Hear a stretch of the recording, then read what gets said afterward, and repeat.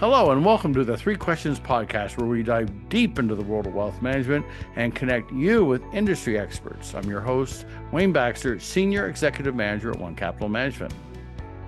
Are you or someone close to you navigating the delicate balance of helping aging parents or loved ones maintain their independence?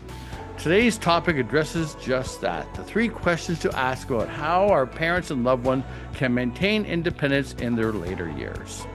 Thank you for taking time to check us out. And if you enjoyed this episode of the Three Questions podcast, please consider liking this video and subscribing to our podcast and YouTube channels. Research and experts note that when adult children broach the conversation and attempt to find care-related solutions for their aging parents, a major hurdle is their parents' denial or stubbornness about needing help. For the parents, allowing their children to intervene represents a perceived loss of autonomy, leading to resistance and emotional strain for their children, who must balance the respect of their children's independence with concern for their parents' safety. Now, in addition to that, there's different communication styles across generations, and that can create a sense of intimidation or avoidance. And practical issues like organizing finances, navigating the healthcare system, addressing caregiver burnout, further complicate the efforts to implement supportive innovations or care plans without causing friction or resentment. Joining us today from Dallas, Texas, to explore the three questions to ask about how our parents and loved ones can maintain independence in their later years is Laurie Miller. Laurie is the founder of Apple Care and Companion, a Dallas, Texas-based home care agency. Laurie, great to see you. Thank you for joining us. Thank you for having me. I appreciate it. Okay, well, it's great to see you. We just were running into each other last week in Dallas, and it's great to see you again. And we got a lot to cover today. And I would have to say this before we dive into the deep end of the pool here. For those who are listening across the United States and in Canada, I was asked at as well, perhaps you could just provide us with how you became so interested in caregiving. Maybe you could give us a little bit of background on that. Well, okay, I sure will. Well, I've been doing this now for almost 20 years. So next year will be our 20th year in business. And before that, I was in my family's business. And at the time, I decided I wanted to do more. We were manufacturers representatives, and we sold china, silver, and crystal, which was a lovely business, but I just wanted to do more. And so I looked around at different opportunities, and I realized my grandparents, who lived in Memphis, Tennessee at the time, had unregulated care just from the ladies down at the church. And it was just a wonderful situation. They were able to stay in their own home. My grandfather died at 96 and my grandmother at 100.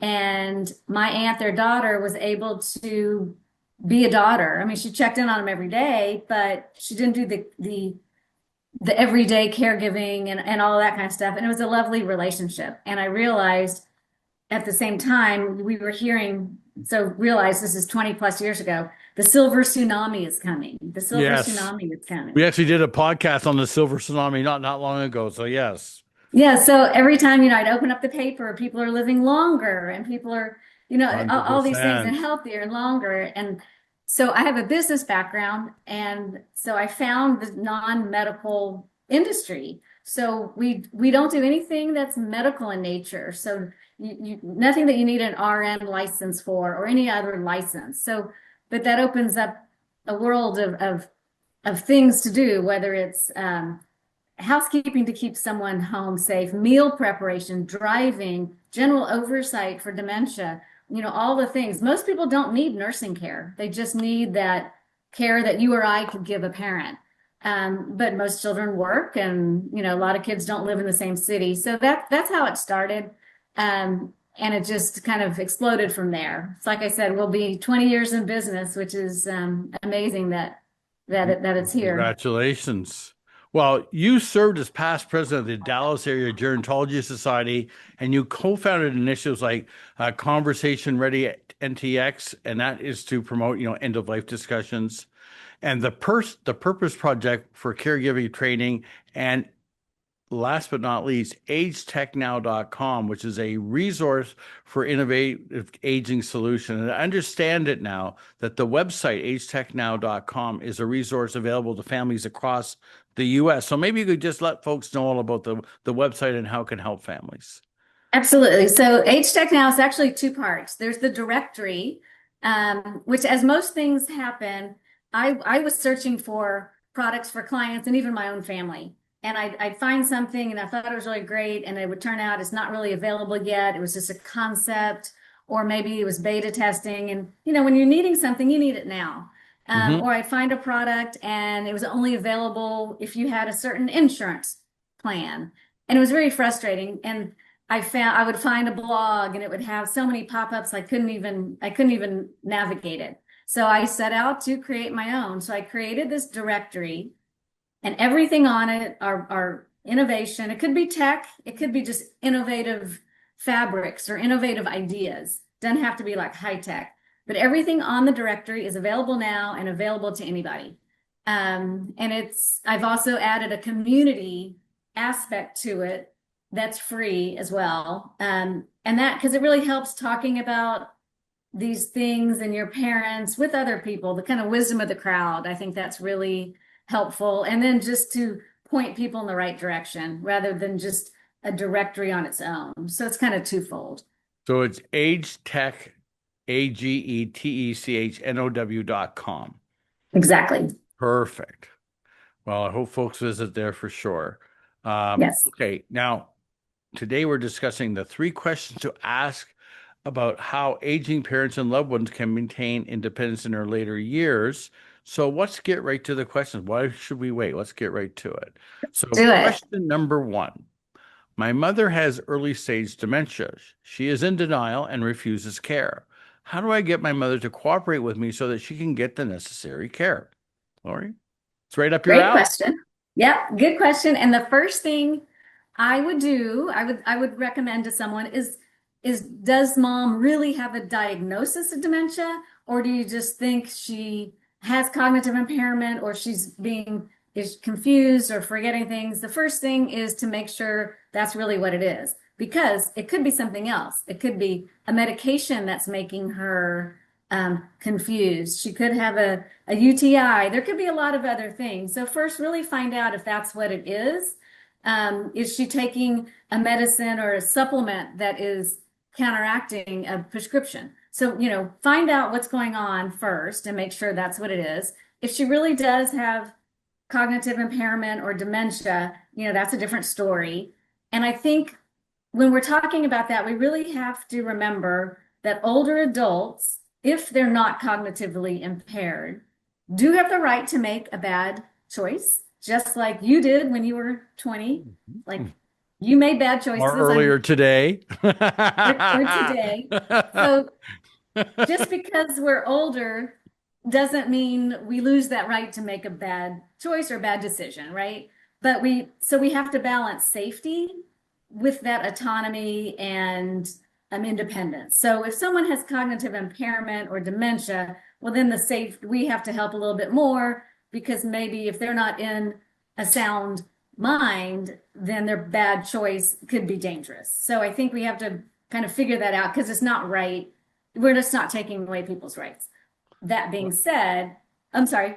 No, Yeah, I was just, I wanted to just, you said something, it takes me back to my mom, actually. And yeah, so they put her on, I remember this. My mother was like sharp as a tack until the day she died. it's She great. didn't die from 85. Yeah. So we go visit her this one day. She was living in a retirement facility in Stony Creek, Ontario, just outside Hamilton, Ontario. Long, far away from where you are in Texas, but nevertheless. And so they put her on some different medication and went and visited her, and she couldn't remember. Like, she was like sharp, Yeah, couldn't remember birth dates. Like, I was testing her and yeah, it was like, what the hell? Like, what's just going like on? delirium. Yeah, It was like, is she like losing it all like out of nowhere? And sure enough, it was medication. It was exactly what you said. I couldn't believe when you said that. It made me think immediately of that incident. I was like, what is going on with her? Like, it's out of nowhere. She's all of a sudden confused, like beyond confused. yeah. Well, there's something called the Beers list, and it's a list of medications that older adults shouldn't take, and so many of them are made for older adults. So it's Well, really she had important. MS. She had multiple Yeah. sclerosis. She had almost her entire adult life, believe it or not. Well. lived until she was 85 with MS. She got diagnosed, I think, 29 years old. Wow. 29, early 30s is the latest. She lived all of her life. Now, in her later years, she had the balance of an egg, Lori. Like she just needed it.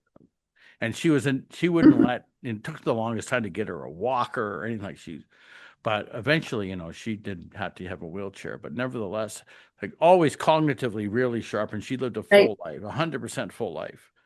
But I think she went to a doctor and she was like, they're talking about how to, as much as they could to keep the MS at bay as much as possible. And I think one of the medications they gave her, whoa, man, it was something. I was like, what is going on?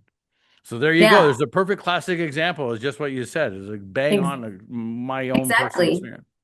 Exactly. So and then the question is, let's say they do have a diagnosis or, even if they don't, a lot of people do deny their situation or refuse care. So I think a lot of times it's helpful to not even use the word caregiver. Let's say someone has agreed they're not going to drive, because that's a whole nother topic. Let's go ahead and say they've agreed that, well, then the person could be a driver, and like a person doesn't need to have a caregiver full time 7 days a week. It could be a couple times a week for like 4 hours. And the person is just a driver, or a person is just making their meals, or, you know, uh, doing a little housekeeping. I mean, it doesn't have to be this kind of full throttle care, because that does feel threatening.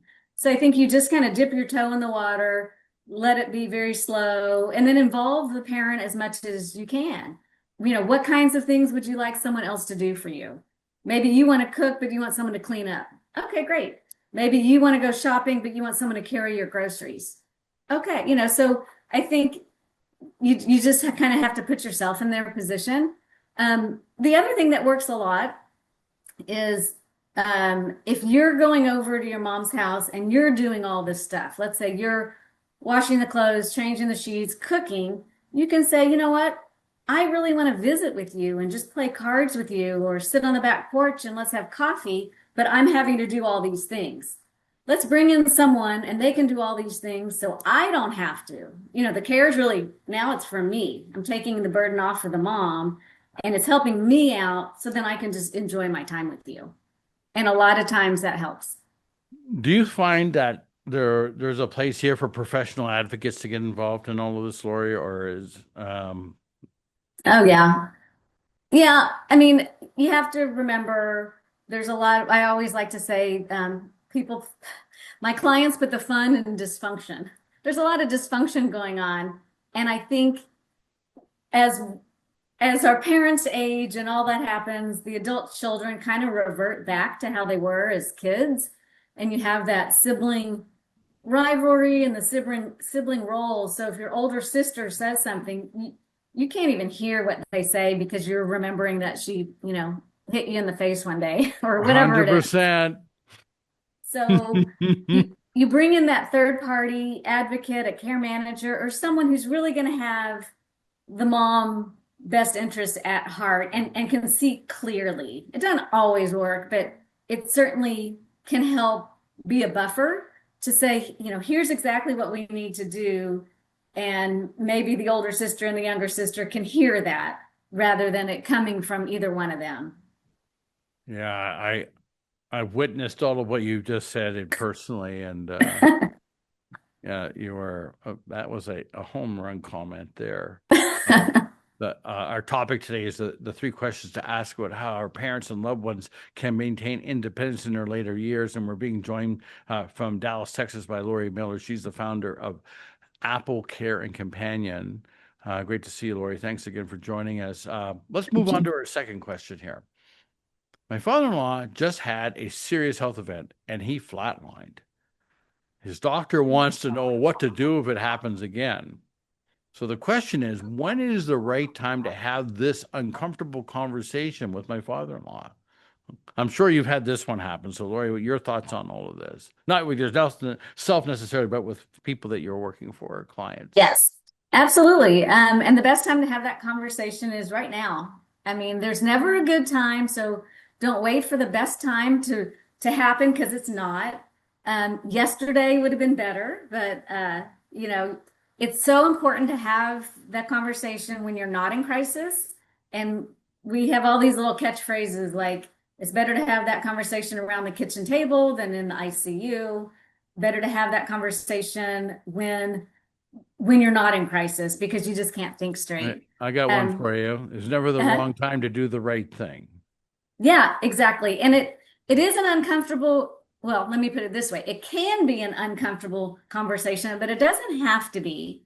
And it doesn't have to be a heavy 2 hour conversation. It's an early and often kind of thing. It can be 5 minute is the first conversation, and then you let things marinate, and then maybe a couple weeks later you have another one. So it's not an all or nothing. It happens all the time.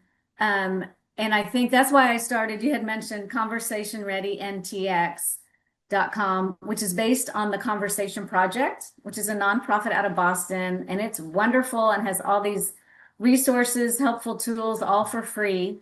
As and there's ways to do it that makes it easier and that you're not kind of piling on your parent because we need to have the conversation also. So one way to do it is to tell, and the best way to do it, so the whole basis of the Conversation Project is not to talk about how you want to die. It's how do you want to live at the end of your Yes, life? of course. That's And never a it's good kind of a question to ask anybody, right? Is right, it's reframing it. I mean, no one wants to, and the interesting thing is people so you're can not talk really about having their an end of life discussion after all, even what you're reasonably saying, where basically you're taking you're just flipping it over and saying, how right, because it's a weird thing. You can talk about your funeral and you can talk about wills and all the documents that you need, which are so important, but that's not this conversation. This conversation is before that. Like, how do you want to live at the end of your life? And there's cards and games that you can play. There's different things because a lot of people have never thought of this. It's just that period of time. Maybe it's too hard for our brain to go there. So you do have to bring it up, or maybe a this or that. Would you rather? There's some would you rather cards and things to help with that. and you're 100% right. So I'm gonna invoke another mother conversation here on this. So, being the responsible son, being a financial advisor, I wanted to make sure that my mother had her affairs in order. So I was lucky enough back in Toronto to have an estate planning attorney that would literally come to my office to see my clients. That's an anomaly, but he's now retired. Richard Schuback, thank you so much. And so I say, Mom, you got to get your estate plan updated. I brought her to the office and she cried through the whole thing. I'm serious. So just like you talk, because what was the conversation about? It was about her end of her life and how she wanted to cry to it was like, oh my God. It wasn't, I never even thought that was going to happen. I was like, oh, I'm going to get your will updated. It was like an administrative exercise, right? Right? Sat down with Richard. We started talking, and all of a sudden the waterworks started. It's like, holy mackerel. I wasn't expecting this to happen. So there you go. You nailed it again, 100%. So we didn't ask her about how she wanted to live the rest of her life. We were talking about what was going to happen when she died. And I was like, oh my God. There you Yeah. go. And it's a real gift. When you talk about your wishes for how you want to live, it's a gift to your family because if you don't and you are in a medical crisis, most likely you're going to get more care. If you've never said anything, doctors give you more care, family gives you more care because you don't know what to do, you just do more. And that may or may not be what you want. So again, this is based on your experience, which you have almost 20 years or more. What can adult children do to prepare, when for these discussions? Okay, well, hopefully they listen to our podcast today because this has already been, shall we say, educational and informative. With a little pat on my back here, but is there what? But what's the preparation that you would? How would you? What if someone came to you right now and said, "I got to talk to my mom or I got to talk to my dad"? What would you? What Yes. additional tidbits above and Well, beyond? so I honestly I would, of course, go to either the Conversation Project website or the Conversation Ready NTX, which is just simplified. It's just a little easier to find things. But there's a a workbook called the Conversation Starter Guide, and it just walks you through it. And it's just at a minimum, you read it and you can fill it out, and you can take what you did and say to your mom, this is what I've been thinking about. Or I listened to this incredible podcast called the Three Questions Podcast, and this is what I learned. And I want to, do it with you. But then you say what you want, and then you can turn around and say, hey, mom, have you ever thought about it? What would you want? So it just makes it really easier. It's great to do when the whole family is together, because you definitely get there's a game called telephone where you whisper something to one person and they whisper it and it comes out different on the end. These kind of discussions is really great to have the whole family together. But there's a values ranking game where you can like have these cards and they'll say to make peace, to make sure I'm pain free, to be able to pray with you, all these different kinds of values. And you can just say, this is important, this is not important. I don't know, and just go through that. And at a minimum, that's helpful.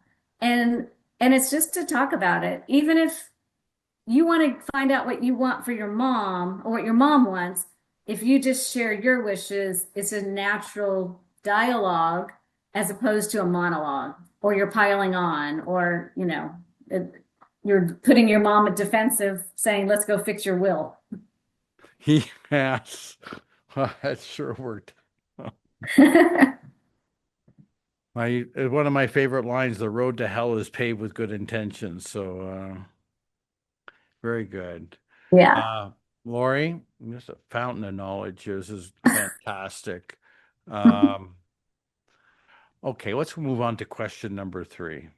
And I think this one happens more often than people might think. So question number 3, my parents live 2 hours away, and we are constantly worried about their well-being. What types of innovations are there that will allow them to call for help? Yes. So there's a lot of stuff now there, and I have on that directory, the Age Tech Now directory has a ton of different things. It's really important to figure out what exactly it is you're worried about, right? Because there are people who are active and still driving and all that. You can still be worried about them. So there's even simple check and text messaging systems that, if let's say your parents say we're usually home at 8 o'clock, well, they can get a text message and it'll say, is everything okay? And they just hit okay, everything's fine. If they don't do that, then you might get a text alert, or the family would get an alert. So then you have to call. It's really irritating for both parties to call every day just to say, are you okay? That's just a lot. That goes into the piling on call. Right. And if you forget, so that's a nice way, just if they just answer it, and then if they don't answer, you can do it. There's also some really cool non-invasive sensors that are not cameras, that are motion sensors. So if let's say mom lives alone and she's getting up in years and you are worried, which is a normal concern, you can have these motion sensors that are very discreet, there's no real privacy issues like that. And they're real customizable, where you can set it for whatever you want. So maybe you want to get an alert if the door opens up between, midnight and 6 a.m. That shouldn't happen. So you can get an alert. Or if there's no motion, like if they're in the bedroom, maybe there's no motion, and then you're worried she's not getting out of bed. So those things are there.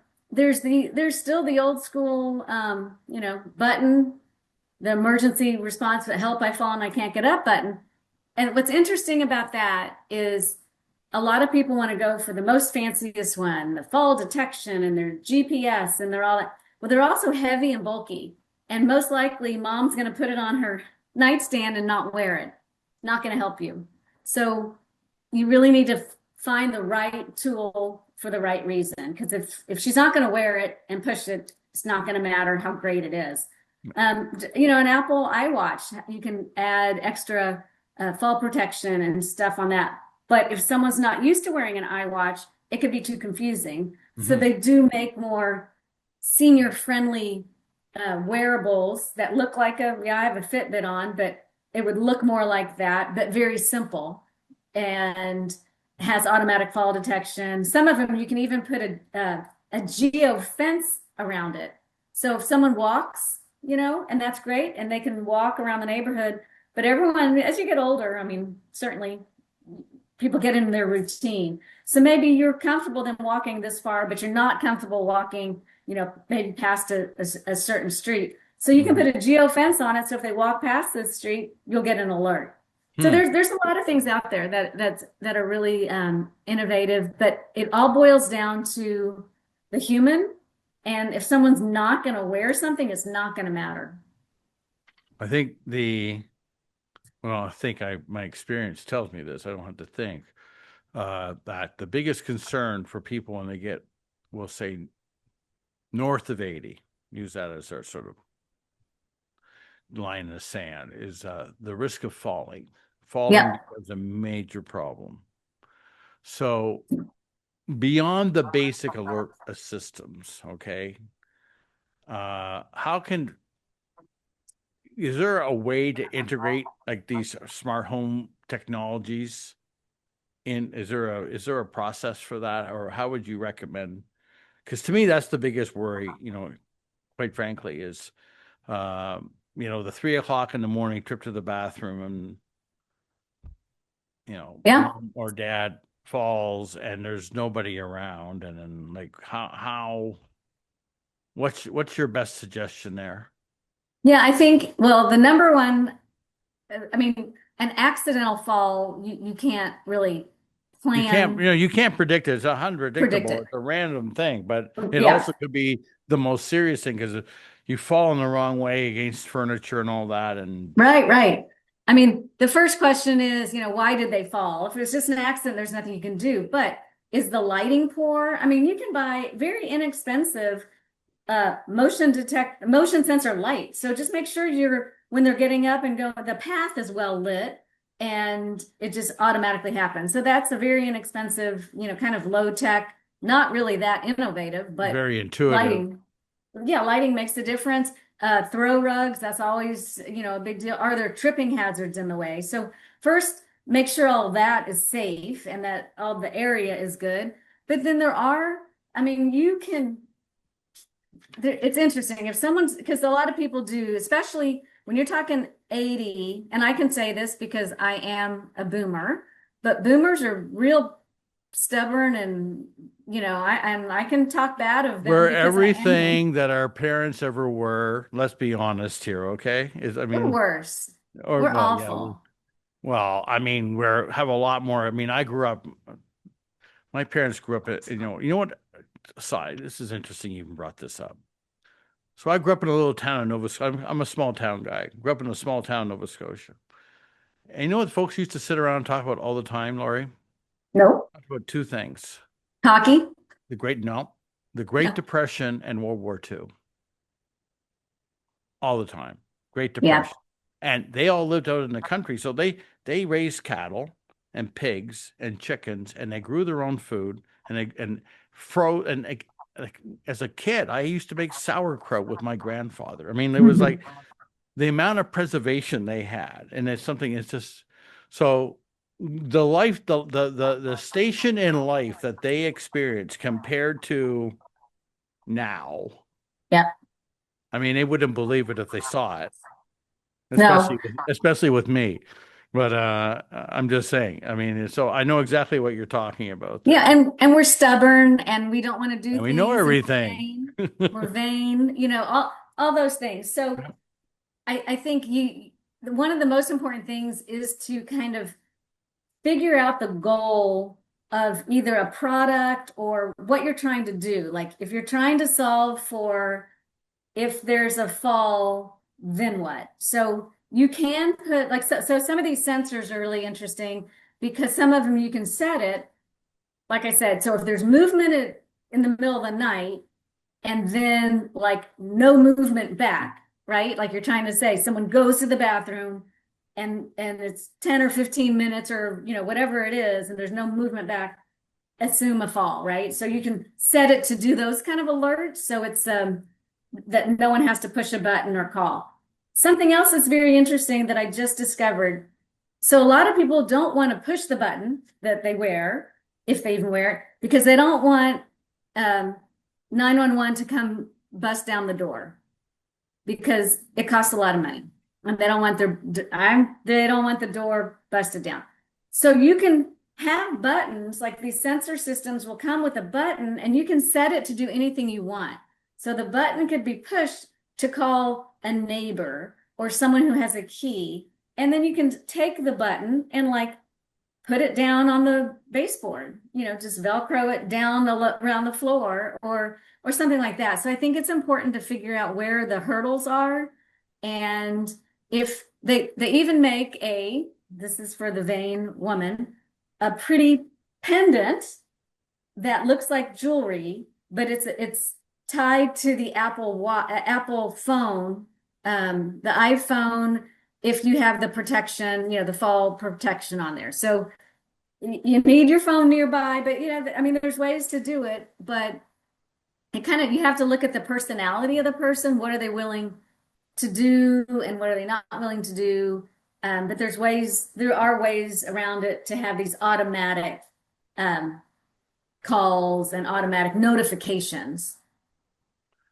You've got a lot of experience. You've shared it today. And I guess I would just ask, as we're sort of wrapping up the episode here, and I think you've talked about it a little bit already, but I would like to kind of drill down on this a little bit about the sort of a shift in mindset that adult children have to make. Yeah. So that they can foster these conversations. I think, I've watched it with my own eyes and probably guilty and whatever else. I mean, so what's the attitude adjustment that really needs to be made here, in your opinion? I think and I can give you an example. I think it's really self-awareness of what it is you're trying to achieve. And I mean that, like, I've had a client who mom fell and immediately the adult son said, we got to move her to assisted living. She lived at home all alone. And I said, okay, mom fell at home. She's going to fall in assisted living. Like, moving her to assisted living, that's not accomplishing anything. And I said, what is, and you have to drill down. It turns out, he said, well, he didn't say it, but it turns out he didn't want to be the one to be called and have to deal with that. And you move to assisted living and mom falls and there's an emergency, you're still getting called. I mean, they're not going to not call you. They're not going to just wait until, 8 o'clock in the morning and say, oh, by the way, we took care of your mom. No, they're calling you. So you really have to figure out what it is you're trying to achieve. Really drill down, even if it's pros and cons of whatever it is. Why do you think moving to assisted living is going to make that difference? Or whatever it is, mom needs to move closer to me. Like, does she really? Is that better for mom or is that better for you? Maybe it's better that you then help her pay for a caregiver to have a caregiver there. I think awareness is really important. I think the times are changing so fast with AI, and I'm saying AI for good and not for evil, that Yes. I think we'll have a lot of predictive stuff and a lot of predictive analysis coming out that is, I think, going to be life-changing for a lot of people. You just literally stole my next answer to my next question. No, you're fine. It's great. But because that was going to be my next question is what are the emerging trends? And you just brought up AI. We always interesting. Yeah. So you're envisioning that, Laurie, as well, that there are going to be, AI tools out there that will help. Yeah, there absolutely is. I mean, like I said, there's some great things that I want to put on the directory, but they're not quite available yet, so I'm not. But there's some really cool technology to help, like you said, not that you can prevent the fall, but how do you protect on a fall? And it's really soon. I mean, some of the stuff should have been out already, so it'll be soon. But I'm real excited with the automatic call detection and all kinds of really neat things. And I think for us as young boomers, that there's stuff for us to do now that we can prevent or slow down or mitigate our risk of dementia that's proven as effective or more effective than medicines out there. So I think the early awareness, the lifestyle changes, the healthy living And can make a hearing. difference. So Hearing and Dr. Gerda Mazel, she was on my podcast. I should introduce you to her if you haven't met her already. yeah, Uh, hearing is a huge thing. Um, the hearing issues.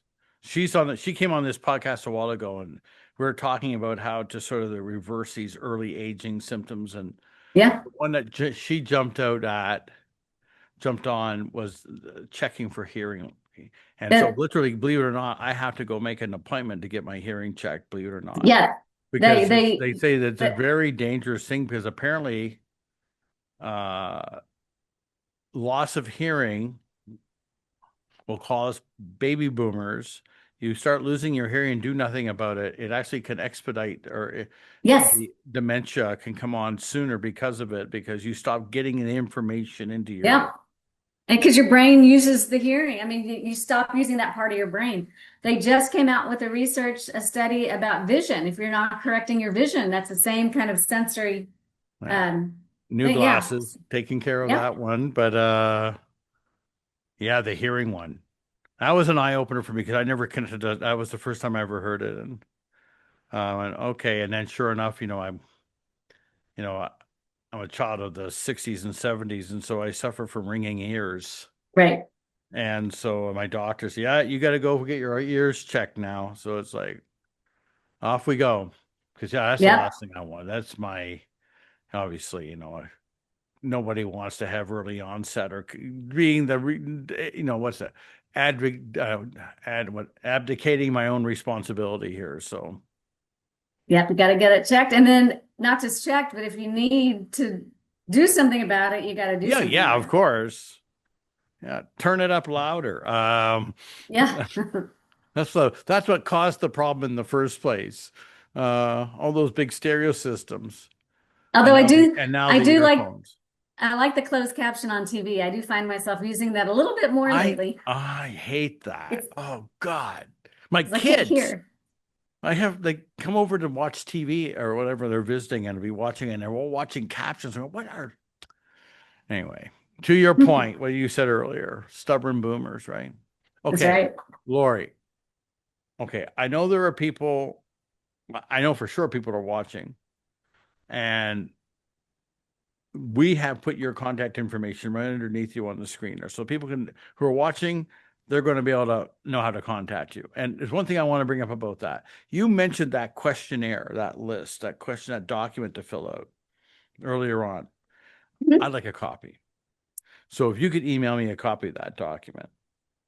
What was the name of it again? The one where you were questioning out, the one that the kids were questioning, filling out, and then they were going to show their parents. What was it called Yeah, again? it's called the Conversation Starter Guide. So I want a copy of that guide. If you can send it to me, and Yep. I bet you the folks that are listening in today, they would like a copy too. So how do they get a hold of you Okay, and so request I their have, copy? yeah, so three websites. To find that, they can go to conversationreadyntx.com. And there'll be a list of resources. You'll see the starter guides, and it's all on there. And also, it comes in an audio book. It comes in multiple languages. There's about 7 different ones, but yeah, that's all free on there. Conversationreadyntx.com. And then the directory, they can go to agetechnow.com. And I have the directory and the community and resources on there as well. And then for other caregiving, I have the website for Apple Care and spelled out companion.com. I have a blog with resources on there. How do you know if you need home care, things like that. Perfect.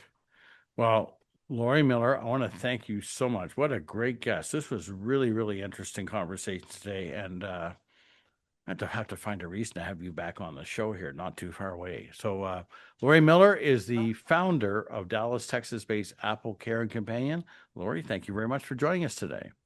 Thank you so much for having me.